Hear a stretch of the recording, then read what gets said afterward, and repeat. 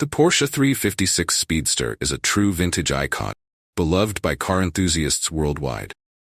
Introduced in 1954, it was designed as a lighter, sportier, and more affordable version of the Porsche 356, specifically for the US market.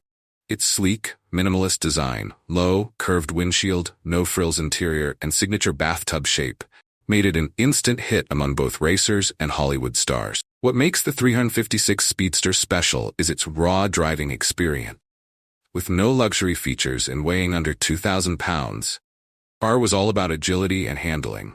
Its air-cooled engine produced modest power, but the joy came from the feel of the road, the wind in your hair, and its timeless, head-turning style. Today, the Porsche 356 Speedster is one of the most sought-after vintage cars, with well-maintained models fetching millions at auction.